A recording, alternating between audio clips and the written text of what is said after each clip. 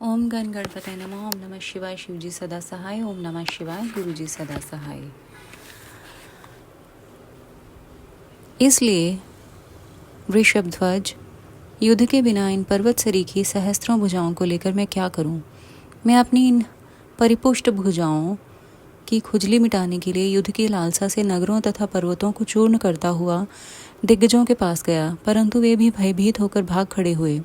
मैंने यम को योद्धा, अग्नि को महान कार्य करने वाला, वरुण को गौओं का पालन करता गोपाल, कुबेर को गजाध्यक्ष, निवृत्ति को सैरंध्री और इंद्र को जीतकर सदा के लिए करद बना लिया है। महेश्वर, अब मुझे किसी ऐसे युद्ध के प्राप्त होने की बात बताइए जिससे मेरी ये भुजाएं या तो शत्रुओं के हाथ से छूटे हुए शस्त्रास्त्रों से जर्जर होकर गिर जाएं अथवा हजारों प्रकार से शत्रु की भुजाओं को ही गिराएं। यही मेरी अभिलाषा है, इसे पूर्ण करने की कृपा करें। सनत कुमार जी कहते हैं, मुनिश्रेष्ठ, उसकी बात सुनकर भक्त बाधापहारी तथा महामान्यु स्वरूप रुद्र को बहुत क्रोध आ गया। तब वे महान अद्भुत अट्टहास करके बोले।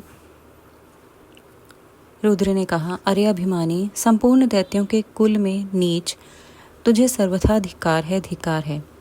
तू बलि का पुत्र और मेरा भक्त है, तेरे लिए ऐसी बात कहना उचित नहीं है। अब तेरा दर्प चूर्ण होगा। तुझे शीघ्र ही मेरे समान बलवान के साथ अकस्मात महान भीषण युद्ध प्राप्त होगा। उस संग्राम में तेरी ये पर्वत सरीखी भुजाएं जलौनी लकड़ी की तरह शस्त्रास्त्रों से छिन्न भिन्न होकर भूमि पर गिरेंगी।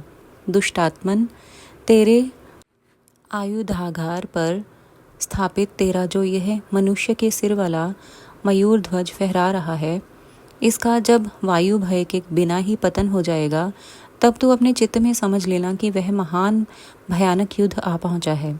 उस समय तू घोर संग्राम का निश्चय करके अपनी सारी सेना के साथ वहां जाना। इस समय तू अपने महल को लौट जा, क्योंकि इसी में तेरा कल्याण है। दुर्मते, वहाँ तुझे प्रसिद्ध बड़े बड़े उत्पाद दिखाई देंगे। यूँ कहकर गर्वहारी भक्त वत्सल भगवान शंकर चुप हो गए। सनत कुमार जी कहते हैं, मुने, यह सुनकर बाणासुर ने दिव्य पुष्पों की कलियों से अंजलि भरकर रुद्र की अभ्यर्चना की और फिर उन महादेव को प्रणाम करके वह अपने घर को लौट गया। तदनंतर किसी समय दैववश उसका वह ध्वज अपने आप टूटकर गिर गया। यह देखकर बाणासुर हर्षित हो युद्ध के लिए उद्यत हो गया। वह अपने हृदय में विचार करने लगा कि कौन सा युद्ध प्रेमी योद्धा किस देश से आएगा जो नाना प्रकार के शस्त्रास्त्रों का पारगामी विद्वान होगा और मेरी सहस्त्रों भुजाओं को ईंधन की तरह काट डालेगा, तथा मैं भी अपने अत्यंत तीखे शस्त्रों से उसके सैकड़ों टुकड़े कर डालूंगा। इसी समय शंकर की प्रेरणा से वह काल आ गया। एक दिन बाणासुर की कन्या उषा वैशाख मास में माधव की पूजा करके मांगलिक श्रृंगार से सुसज्जित हो रात के समय अपने गुप्त अंतःपुर में सो रही थी। उसी समय वह स्त्री भाव, काम भाव प्राप्त हो गई। तब देवी पार्वती की शक्ति से उषा को स्वप्न में श्री कृष्ण के पौत्र अनिरुद्ध का मिलन प्राप्त हुआ। जागने पर वह व्याकुल हो गई और उसने अपनी सखी चित्रलेखा से स्वप्न में मिले हुए उस पुरुष को ला देने के लिए कहा। तब चित्रलेखा ने कहा, देवी, तुमने स्वप्न में जिस पुरुष को देखा है उसे भला मैं कैसे ला सकती हूँ, जबकि मैं उसे जानती ही नहीं। उसके यूँ कहने पर दैत्य कन्या उषा प्रेमांध होकर मरने पर उतारू हो गई। तब उस दिन उसकी उस सखी ने उसे बचाया। मुनिश्रेष्ठ, कुंभांड की पुत्री चित्रलेखा बड़ी बुद्धिमती थी। वह बाणतन्या उषा से पुनः बोली। चित्रलेखा ने कहा, सखी, जिस पुरुष ने तुम्हारे मन का अपहरण किया है उसे बताओ तो सही। वह यदि त्रिलोकी में कहीं भी होगा तो मैं उसे लाऊंगी और तुम्हारा कष्ट दूर करूंगी। सनत कुमार जी कहते हैं, महर्षि, यूँ कहकर चित्रलेखा ने वस्त्र के पर्दे पर देवताओं, दैत्यों, दानवों, गंधर्वों, सिद्धों, नागों और यक्ष आदि के चित्र अंकित किए। फिर वह मनुष्यों का चित्र बनाने लगी। उनमें वृष्णिवंशियों का प्रकरण आरंभ होने पर उसने शूर, वसुदेव, राम, कृष्ण और नरश्रेष्ठ प्रद्युम्न का चित्र बनाया। फिर जब उसने प्रद्युम्न नंदन अनिरुद्ध का चित्र खींचा तब उसे देखकर उषा लज्जित हो गई। उसका मुख अवनत हो गया और हृदय हर्ष से परिपूर्ण हो गया। उषा ने कहा, सखी, रात में जो मेरे पास आया था और जिसने शीघ्र ही मेरे चित्ररूपी रत्न को चुरा लिया है, वह चोर पुरुष यही है। तदनंतर उषा के अनुरोध करने पर चित्रलेखा ज्येष्ठ कृष्ण चतुर्दशी को तीसरे पहर द्वारकापुरी पहुंचकर क्षण मात्र में ही पलंग पर बैठे हुए अनिरुद्ध को महल में से उठा लाई। वह दिव्य योगिनी थी।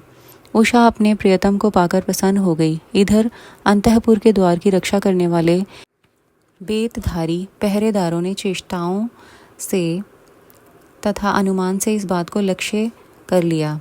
उन्होंने एक दिव्य शरीरधारी, दर्शनीय, साहसी तथा समरप्रिय नवयुवक को कन्या के साथ दुहशीलता का आचरण करते हुए देख भी लिया। उसे देखकर कन्या के अंतःपुर की रक्षा करने वाले उन महाबली पुरुषों ने बलि पुत्र बाणासुर के पास जाकर सारी बातें निवेदन करते हुए कहा। द्वारपाल बोले, देव, पता नहीं आपके अंतःपुर में बलपूर्वक प्रवेश करके कौन पुरुष छिपा हुआ है। वह इंद्र तो नहीं है जो वेश बदलकर आपकी कन्या का उपभोग कर रहा है। महाबाहु दानवराज, उसे यहाँ देखिए और जैसा उचित समझिए वैसा कीजिए। इसमें हम लोगों का कोई दोष नहीं है। सनत कुमार जी कहते हैं, मुनिश्रेष्ठ, द्वारपालों का वह वचन तथा कन्या के दूषित होने का कथन सुनकर महाबली दानवराज बाण आश्चर्यचकित हो गया। तदनंतर वह कुपित होकर अंतःपुर में जा पहुंचा। वहां उसने प्रथम अवस्था में वर्तमान दिव्य शरीरधारी अनिरुद्ध को देखा। उसे महान आश्चर्य हुआ। फिर उसने उसका बल देखने के लिए 10,000 सैनिकों को भेजकर आज्ञा दी कि इसे मार डालो। सेना ने अनिरुद्ध पर आक्रमण किया। तब अनिरुद्ध ने बात में 10,000 सैनिकों को काल के हवाले कर दिया। फिर तो असंख्य सेना पर सेना आने लगी और अनिरुद्ध उन्हें काल का ग्रास बनाने लगा। तदनंतर उन्होंने बाणासुर का वध करने के लिए एक शक्ति हाथ में ली जो कालाग्नि के समान भयंकर थी। फिर उसी से रथ की बैठक में बैठे हुए बाणासुर पर प्रहार किया। उसकी गहरी चोट खाकर वीरवर बाण उसी क्षण घोड़ों सहित वहीं अंतर्ध्यान हो गया। फिर महावीर बलिपुत्र बाणासुर ने, जो महान बल संपन्न तथा शिव भक्त था, छलपूर्वक नागपाश से अनिरुद्ध को बांध लिया। इस प्रकार उन्हें बांधकर और पिंजरे में कैद करके वह युद्ध से उपराम हो गया। तत्पश्चात बाण कुपित होकर महाबली सूतपुत्र से बोला।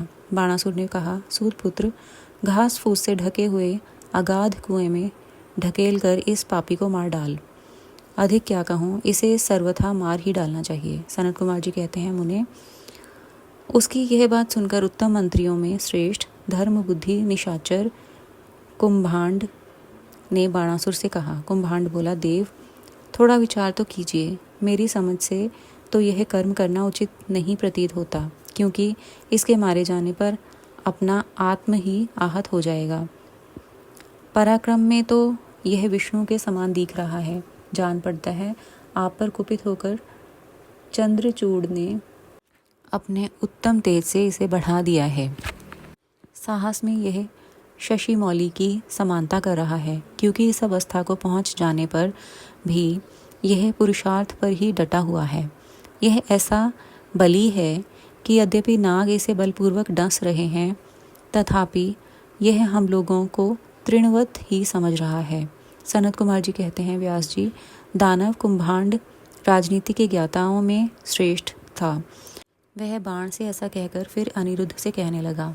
कुंभांड ने कहा, नराधम, अब तू वीरवर दैत्यराज की स्तुति कर और दीन वाणी से मैं हार गया यूँ बारंबार कहकर उन्हें हाथ जोड़कर नमस्कार कर। ऐसा करने पर ही तू मुक्त हो सकता है, अन्यथा तुझे बंधन आदि का कष्ट भोगना पड़ेगा। उसकी बात सुनकर अनिरुद्ध उत्तर देते हुए बोले।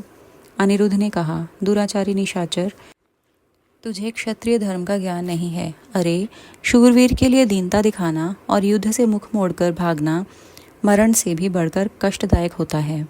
मेरे विचार से तो विरुद्धाचरण कांटे की तरह चुभने वाला होता है।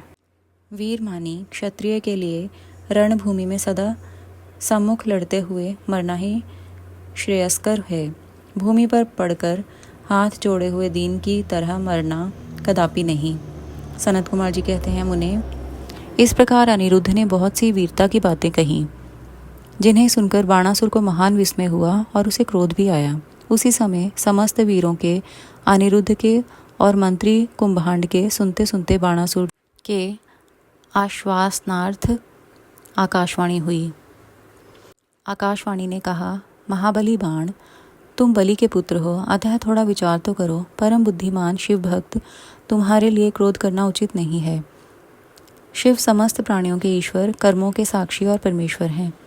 यह सारा चराचर जगत उन्हीं के अधीन है। वे ही सदा रजोगुण, सत्वगुण और तमोगुण का आश्रय लेकर ब्रह्मा, विष्णु और रुद्र रूप से लोगों की सृष्टि, भरण पोषण और संहार करते हैं। शुक्राना गुरुजी महाराज, भूल चूक माफ़ करना प्लीज़। शुक्राना।